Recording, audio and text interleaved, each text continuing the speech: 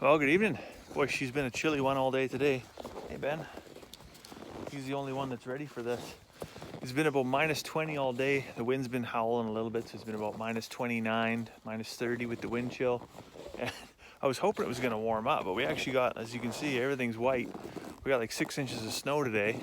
So the only thing's missing is like David Attenborough commentating like a polar bear documentary. A single polar bear may range 300,000 square kilometres, an area the size of Italy. Anyways, I gotta run some food out to the piggies, and I'm gonna check in on the chickens.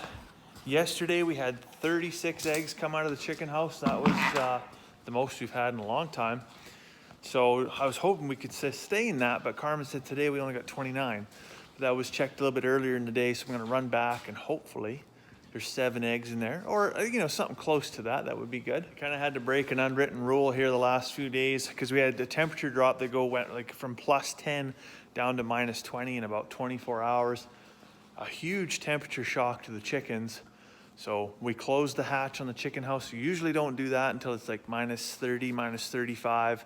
The wind blowing, it's been minus 20, so the wind chill's there. Find some candy.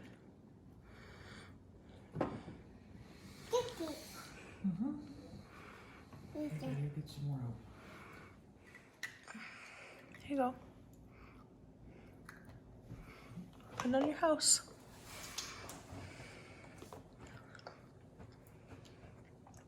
Oh, good. Maybe get Dad to put some more icing on there. More icing. There you go. There you go. Put it on there.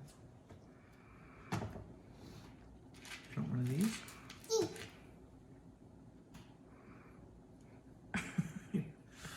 How about we try one of these? Put that on your house. Put it on your house.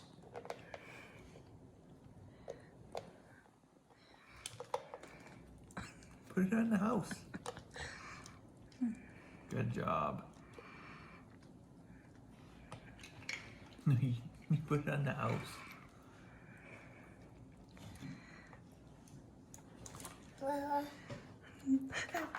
Want to try one of these ones? Should we put that on there? Okay, yeah, just like that. I think we might actually have to order some more pig food. We touched the bottom of the bag there. There's obviously lots around the outside, but so I'm gonna get a hold of Robin over at Bloom Enterprises tonight, see if he can whip us up another bag of pig feed. That'll be the last batch of pig feed I think we're gonna buy for those big old hogs before they just go to Porky Paradise. I'm also just gonna run half a bag, or not half a bag, obviously not half a bucket of grain over to the chickens just so they have a little midnight snack. And then I think it's time to head in and have a midnight snack myself. I'm gonna leave Miko in the shop for the night. It's with being chilly. He's an old dog. Like, he was old when we got him, and I think it was 2013. So we've had him for 7 years, and he was old then. So he's blind and he's deaf, and he barely gets around. He was cruising around the house earlier, trying to creep his way into the kitchen. But yeah, he can spend the night in the shop. Carmen has a bit of a soft spot for him, likes to put him in the house every once in a while. But just in the chicken house, I think I'm gonna have to come in here with a temp gun and just see what the actual temperature is. Because when I step in from the outside, like I said, I closed that hatch. Where is it at? Closed the hatch the other day just to keep everybody warm. Very vocal. Anyways, yeah, it's toasty warm in here right now.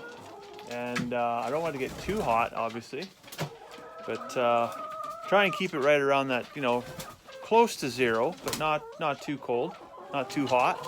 Anyways, bad news. Well, I don't know if it's bad news. It's just not good news. Mediocre news. There's no more eggs in the house, so I guess 29 is what we get for today. Hopefully the girls pick it up tomorrow, and maybe we'll get 40. Who knows? Or maybe we'll just get 29 again. I guess we'll see. Anyways, I think I'm going to get my wish. Yesterday I was talking about all that snow that's up on the roof melting.